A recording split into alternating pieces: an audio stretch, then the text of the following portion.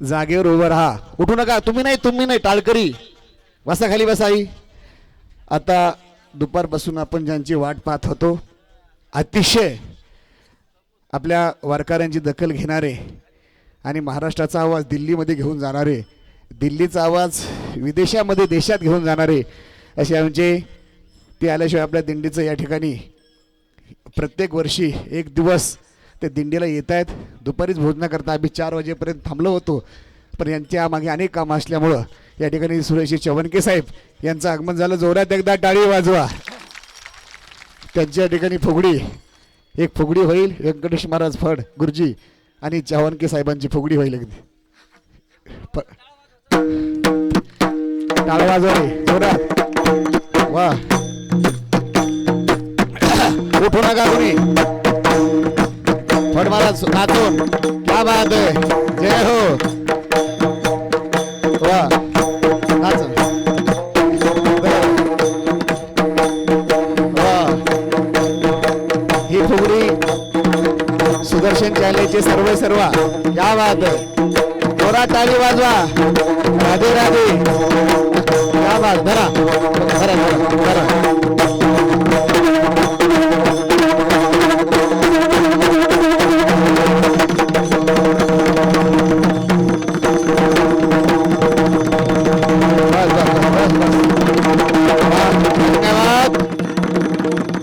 ही फुगडी नरेंद्र मोदी साहेबांपर्यंत यांची फुगडी गेली. आता जोरात टाळी वाजवा.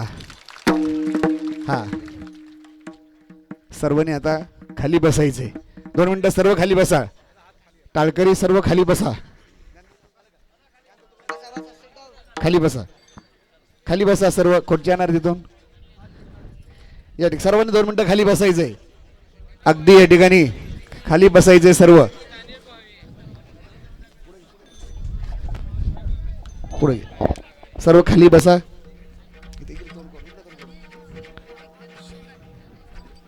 बसा, सर्वांनी खाली बसायचंय.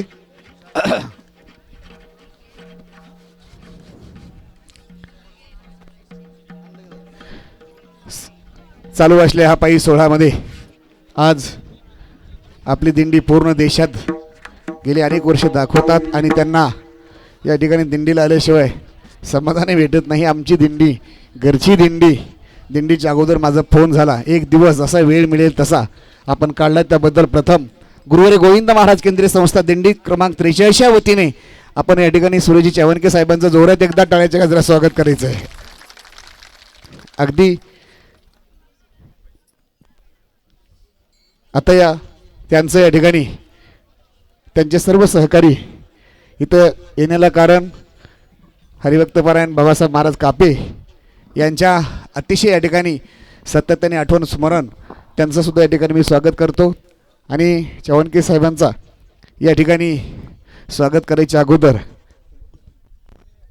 या ठिकाणी साहेब 2 मिनिटं बोलतील, सर्वशा शुभेच्छा देतील आणि पुढे या ठिकाणी आपला कार्यक्रम करायचा आहे. आणि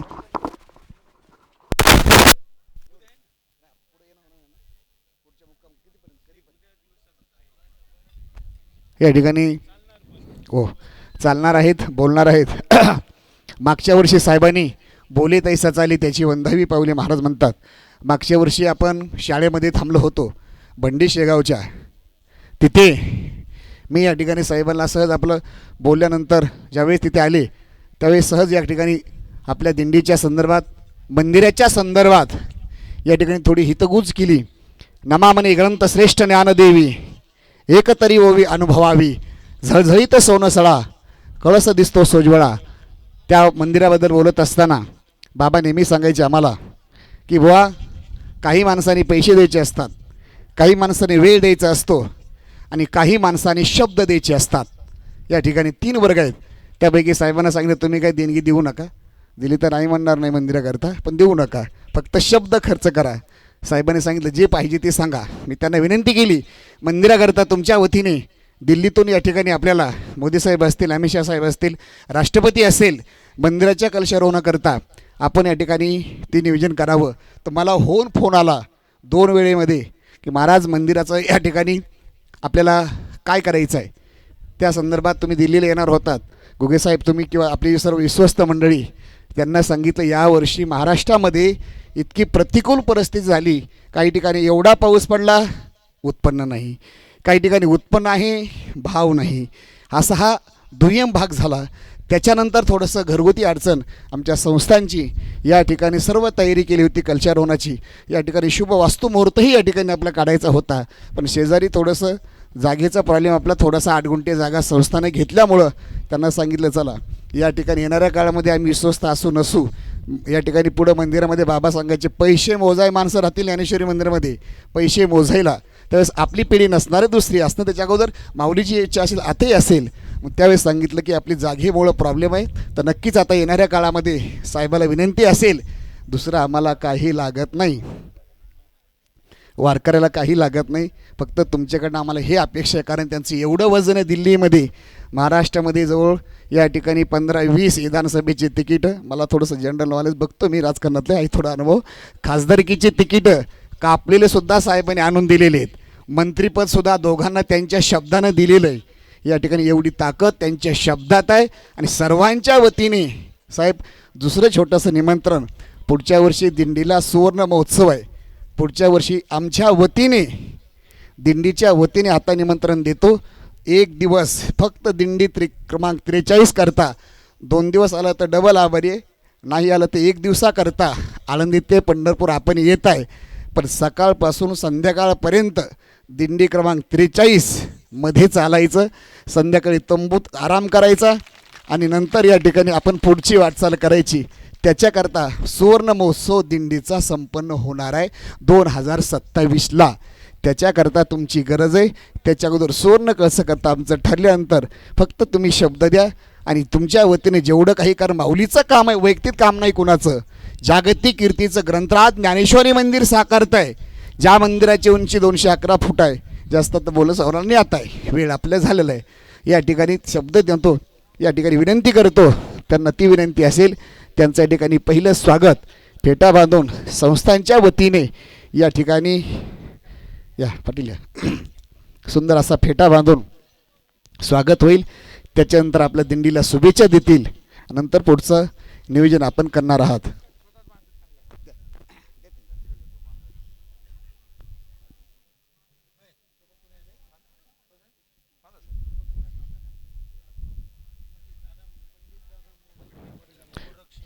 गोरक्षक आमचे ज्येष्ठ कार्यकर्ते पंडित दादा मोडक हे सुद्धा इथे आहेत. आपलं या ठिकाणी स्वागत या ठिकाणी होत आहे.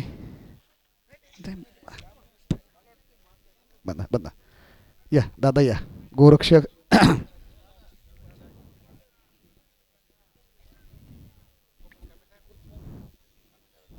इथं बापू फेटा बंद या बापू स्वागत करा.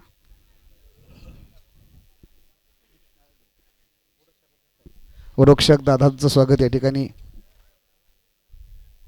स्वागत होते. जोरात एकदा टाळी वाजवा. या ठिकाणी सुरजीत चव्हाणके साहेब सुदर्शन चॅनेलचे सर्व या ठिकाणी त्यांना आता इथे एकटे आहेत, त्यांना या ठिकाणी जेड सुरक्षा आहे UP सरकारच्या वतीने अतिशय मोठं काम त्यांचं या ठिकाणी चालू आहे. मंत्र्याचा दर्जा त्यांना आहे. या ठिकाणी तेही वारकरींची सेवा करण्याकरता दरवर्षी इथे येत्या. जोरात एकदा टाळी वाजवा. हां त्यांना विनंती असेल आपण या ठिकाणी दिंडीला शुभेच्छा द्यायच्यात. माईक द्या पुढं ते.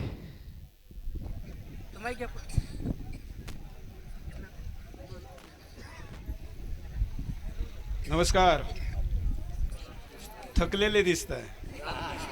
एवढं वारकऱ्याचा नमस्कार एवढा साधारण कसा असला पाहिजे. रामकृष्ण हरी, रामकृष्ण हरी. जय श्रीराम, जय जय श्रीराम. गौ माता की, गंगा माता की, गायत्री माता की, गोदावरी माता की, आज के आनंद की.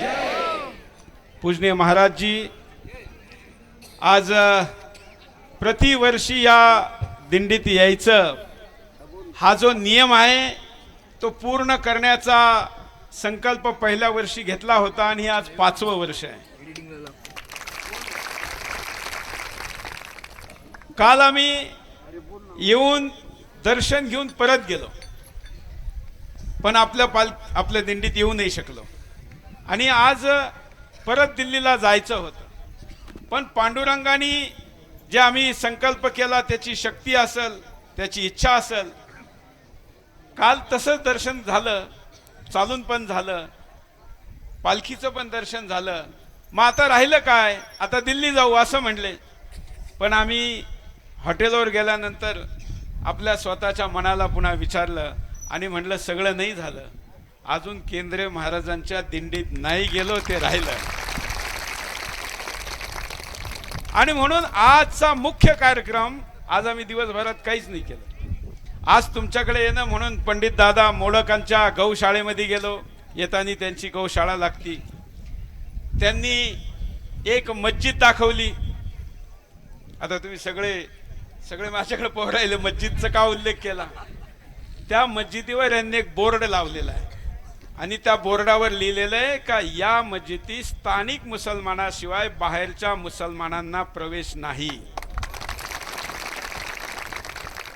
हे जे बांगलादेशी रोहिंग्या या देशामध्ये एवढ्या मोठ्या संख्येने आले ना, त्या सगळ्यांना थांबवण्यासाठीचा उपाय यांनी आपल्या गावात केला. आणि म्हणून मी त्यांना कधी शब्द दिला होता की मी तुमच्या गावात ते पाहायला येईल, ते येताना आज तिकडे गेलो आणि त्यांना तुमच्या बरोबर घेऊन आलो. तुम्ही एकदा उभे राहून जरा सगळ्यांना दाखवा.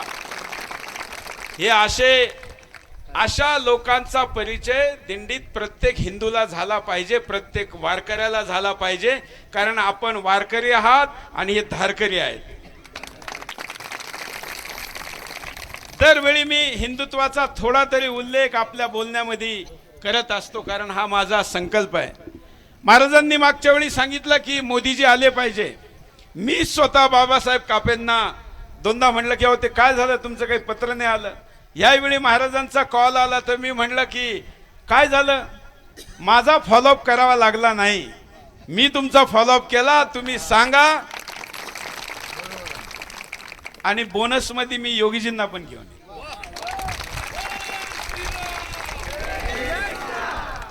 बोलवायचं का तिकडे मागचे हा नाही म्हणले, हा खूप हळूच लखनौला ऐकायला गेलं पाहिजे.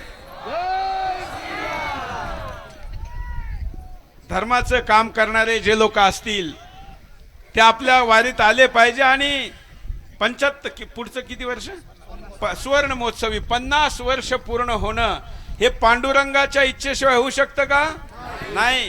त्यामुळे 50 वर्ष जी सेवा या परिवारांनी केलेली आहे ती अशीच 500 वर्ष 5000 वर्ष आणि चंद्र सूर्य आहे तोपर्यंत होत राहो, ही प्रार्थनाच आपण ईश्वराला करू शकतो. आणि आमचा चव्हाणके परिवाराचा वंशही प्रत्येक दिंडीत येत राहो. कारण मी आलो, माझ्या नंतरच काय, आता इथं बसणाऱ्यापैकी किती लोकांना 4 मुलं आहे, जरा हात वर करा बरं. एकही नाही, या एक जण आहे फक्त. 3 आहे अशा हात वर करा, 2 आहे अशा हात वर करा, 1 आहे असा हात वर करा. हे बाबा एवढे फक्त.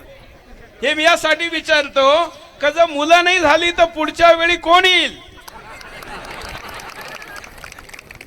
आणि आता ज्या सुना तुमच्याकडे आलेल्या आहे, ज्या एकता कपूरच्या टीव्ही सिरियल पाहून मोठ्या झाल्या, त्यांचे मुलं दिंडीला येतील का?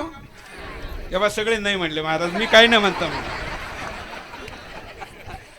आपण हसतोय पण आपण दिंडीला येतो, आपल्यामुळे परिवार जोडले जातात आणि त्यातून जो महाराष्ट्राचा समाज तयार होतो, त्यामुळे हा महाराष्ट्र राष्ट्राला वाचवू शकतो, ही याची ताकद आहे. कारण वारीमध्ये येतो, महाराजांच्या सहवासाने राहतो. मला माहिती आहे, मी अशा परिवारांची माहिती घेतली जे 5 स्टार हॉटेलमध्ये राहू शकतात. MITच्या ताई जाण्यापूर्वी आपल्या वारीत थांबल्या होत्या, मला समजलं होतं. असे अनेक उदाहरणे. तरीही आपण राहतो कारण या परंपरेवर आपला विश्वास आहे. म्हणून फक्त आपण नाही चालवायचं आहे, आपल्याला पुढच्या चालणाऱ्या पिढ्या सुद्धा बनवायच्या आहे. आणि म्हणून महाराज आपण एवढं मोठं मंदिर बांधलं, त्याचा एवढा मोठा कळस आहे, त्याच्यावर ओव्या लिहिलेल्या आहे, पण ते वाचणार कोण? त्या मंदिरात जाणार कोण? कारण मुलंच नाही. आजची पिढी मुलं जन्माला घालती का हो? मी ज्या दिल्लीतून येतो त्या दिल्लीत 2 हिंदू मिळून 1 हिंदूला जन्म देतात. तिथला बर्थ रेट आहे ज्याला TFR म्हणतात, तो 1. म्हणजे 2 हिंदू मिळून किती? 1 हिंदू. म्हणजे 1 पिढीमध्ये दिल्ली मधल्या हिंदूंची संख्या निम्मी होणार. मुंबईची संख्या पण काय? 1.1. म्हणजे मुंबईमध्ये सुद्धा 2 हिंदू मिळून 1 हिंदू जन्माला घातला जातो. काय होणार या महाराष्ट्राचं? मग वारी चालणार का? वारी सारख्या परंपरा पश्चिम हिंदुस्थानात होत्या, जिथं आज पाकिस्तान आहे. मी तुमचा वेळ तर नाही घेते ना? हे बोललं तर चालेल ना? तिकडं पाठीमाग चालेल ना? याची गरज आहे. आणि महाराज, हे जर आपल्या सारख्याने विचार नाही केला तर कोण करणार आहे? राजकीय माणसं तर धर्म बदलून घेतील, त्यांना काही फरक नाही पडत. सत्ता पाहिजे, बदलतील का नाही? त्या काळी पण बदलला अनेकांनी. पण 39 दिवस डोळे काढले, नख काढली, दात तोडले, जीभ ओढली, त्वचा खिचली, तरी संभाजी महाराजांनी धर्म सोडला का? नाही. त्यांनी मुलगी द्यायचं कबूल केलं, दक्षिणेचं राज्य कबूल केलं. फक्त इस्लाम कबूल कर, मी तुला सगळं देतो असं म्हणणाऱ्या औरंगजेबाला महाराजांनी काय म्हणलं? तुम्हाला 3 लोकांचा धनी केला तरी मी हिंदू धर्म सोडणार नाही. अशा आपल्या सैनिकांना, आपल्या हिंदू लोकांना आक्रमणकाऱ्यांनी मारलं. त्याची संख्या मागच्या 850 वर्षामध्ये 10 कोटी आहे महाराज. 10 कोटी. मग आपले 10 कोटी लोक मारले हे आपल्याला माहिती आहे. पण आपण एकही गोळी न चालवता अर्धा हिंदू संपवला, जन्मालाच घातला नाही. एकही तलवार चालली का? नाही. एकही गोळी चालली का? नाही. पण आपण आधी आपल्याकडे किती मुलं व्हायची? अष्टपुत्र सौभाग्यवती भव, होतं का नाही? आता जर असा आशीर्वाद कोणाला दिला तर हसतील, नाही तर म्हणतील हे काय. पण लक्षात ठेवा, सगळ्यात मोठं धन हे मनुष्य आहे. आणि म्हणून जर आपल्याला परंपरा चालू ठेवायच्या असतील, जर पुढच्या पिढीला यापेक्षा चांगला धर्म, यापेक्षा चांगल्या परंपरा द्यायच्या असतील, तर आपल्याला संख्या पाहिजे. आणि तुम्ही सज्जन लोकांनी जर मुलं जन्माला नाही घातली तर दुर्जनाच्या घरी संख्या वाढून चालेल का? म्हणून कुणी जन्माला घातली पाहिजे. आणि आपल्या दिंडीत मला सगळ्यात मोठी चांगली गोष्ट जी वाटती ती महिलांची संख्या. मी मागच्या वेळी पण आलतो, कोळी भगिनी पण भरपूर होत्या. मागच्या याच फळावर आलो होतो. कोण कोण आहे जरा कोळी समाजातलं? हे पहा, ही मोठी संख्या आहे. त्यावेळी पण मी म्हणलं होतं, हा समुद्र कोणी वाचवला? यांनी वाचवला. इंग्रजांना लंडन पासून महाराष्ट्राची भूमी सगळ्यात जवळ होती, पण त्यांना फिरून कलकत्त्याला जावं लागलं, कारण आमच्या कोळी बहिणींनी हातात कोयता घेतला. काय म्हणता तुम्ही त्याला? कोयताच. आणि सैनिक झाल्या महाराजांचे. इकडनं पोर्तुगीज येऊ नाही शकले, इंग्रज येऊ नाही शकले, अनेक लोकांना थांबवलं. मला असं वाटतं ही दिंडी फक्त हरिनामाचा गजर करण्यातून तर आपल्याला पुण्य देतेच, परंतु असं प्रबोधनातूनही आम्हाला राष्ट्रधर्म वाचवण्याची शक्ती देते. हा विचार आपण केला पाहिजे. आणि तो आपणच यासाठी केला पाहिजे का आपण नाही केला तर दुसरा कुणी करणार नाही. महाराज, आता तुम्ही म्हणले की पैसे मोजायलाही लोक राहतील. खूप पैसे झाले का मग राम मंदिरातही चोरी होती. त्यामुळे तुम्ही इतके जास्त पैसे येऊ नका. तुम्ही ते आले तरी लगेच खर्च करा. त्याचं एक उदाहरण देतो. बापू जिथून आहे, बाबासाहेब कापेजी, जंगली महाराज, त्यांनी त्यांच्या संस्थेवर नेहमी कर्ज ठेवलं. मी तर लहानपणापासून तिथं जातो. जंगली दास माऊली आपल्याला माहित असेल, शिर्डी पासून कोपरगावकडे जाताना त्यांचा मोठा आश्रम आहे. त्यांना म्हटलं, बाबा हे तुम्ही एक काम संपलं का दुसरं चालू करता आणि मोठं कर्ज घेत्या. ते म्हणले, सुरेश, ते तर मला कार्यालयामध्ये बोलता, कारण मी लहान आहे त्यांच्या समोर. ते मला म्हणले, सुरेश जर आमच्याकडे बँक बॅलन्स वाढला तर ट्रस्टी व्हायची ओढ लागल आणि त्या पैशावर मग बाकीच्या गोष्टी करण्याचेही प्रकार सुरू होतील. मी आपल्या संस्थेमध्ये नेहमी कर्ज ठेवतो आणि त्यामुळे जो ट्रस्टी बनतो त्याला कर्ज फेडावं लागतं.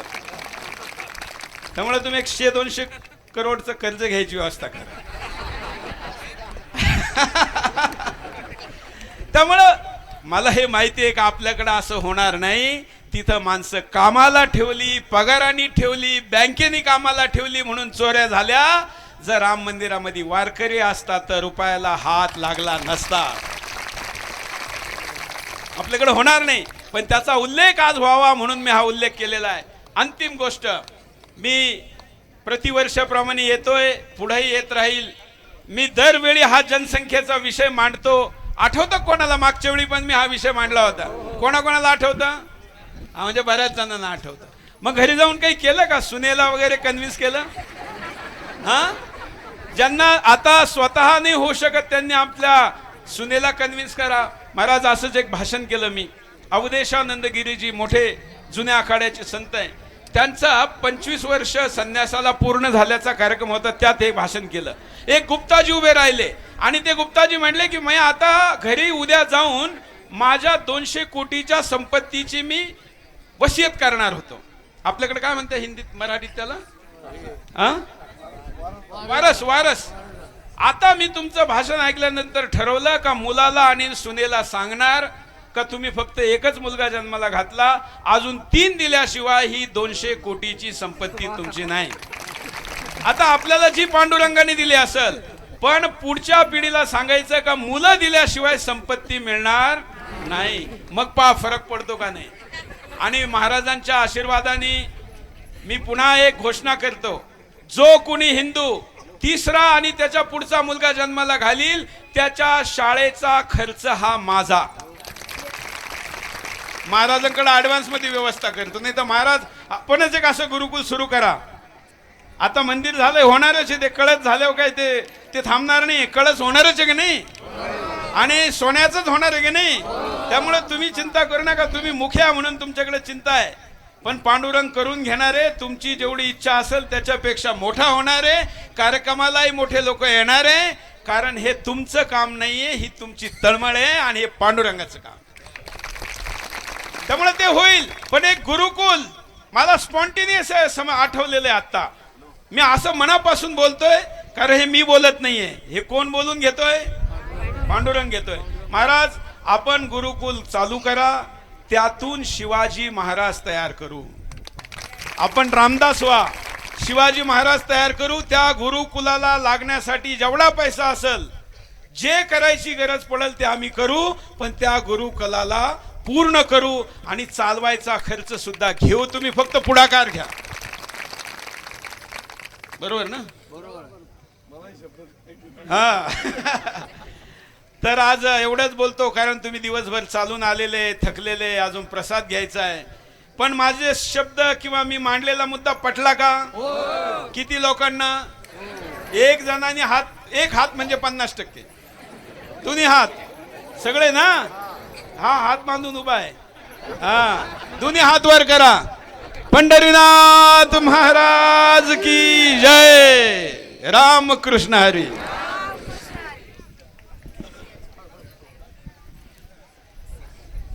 या ठिकाणी सुदर्शनाचे शिंदे साहेब आले. आपल्या उत्तेजना या ठिकाणी पैदा केली खरं म्हणजे. पण ही पैदावस आपण येणाऱ्या काळामध्ये खरं अतिशय गरज आहे. आज बघा आपल्या दिंडीमध्ये चला आपण चालतोय. आपण या खरं म्हणजे दिंडीमध्ये किती मुलं आले त्याचा संशय घे, संशोधन घ्या. आज 45 वर्षाच्या वरची आपल्याकडं संख्या जास्त आहे. महिलाची थोडी तरी 45च्या कमीची आहे, पण पुरुषाची जर संख्या काढली तर 45 ते 50च्या वरी आहे. आजही आपल्याकडं नवीन मुलगा वारीमध्ये या तयार नाही. ही वस्तुस्थिती आहे. शिरसाट महाराजाचा पोरगा 100% इकडे येणार नाही. रामदास महाराजाचा पोरगा 100% इकडे येणार नाही. कापे साहेबाचा पोरगा 100% इकडे येणार नाही. मोहोय पोरगा येईल की नाही शंका आहे. वस्तुस्थिती आहे. बरोबर आहे. याचं कारण काय माहिती आहे का? त्याला एक आहे, मला एक आहे, त्याला एक आहे. तुमचं आमचं आम्ही सांगायलो. ही वस्तुस्थिती आहे की नाही. म्हणून आपल्याला खरोखर अतिशय शिंदे साहेबांना जे खरोखर एक हिंदू धर्माची पताका येणाऱ्या काळामध्ये आपल्या पुढण्याचं काम आपल्या ठिकाणी करायच्या माध्यमातून ते हिंदूचं काम करतात आणि स्पष्ट बोलतात. या ठिकाणी स्पष्ट बोलणार ते बी सुदर्शन चॅनल बोलणारा एक महाराष्ट्रामध्ये नाही तर भारतामध्ये एक स्पष्ट हिंदू म्हणून या सुदर्शन चॅनलचे शिंदे साहेब आले. सुरेश सर याबद्दल संस्थाच्या वतीने आभार व्यक्त करतो. मामाजी या ठिकाणी आले त्याचे आभार व्यक्त करतो. चव्हाण साहेब आपल्या सर्वांना दुसरी विनंती करतो, आपल्याला या ठिकाणी प्रस्थान सकाळी करायचे. आता या ठिकाणी आपल्याला भोजन करायचे. आपण सर्वांना आपले सर्व विषयाच्या पावत्या फाडा, त्याचे बिल्ले घ्या, बिल्ले पूर्ण गळ्यात ठेवा.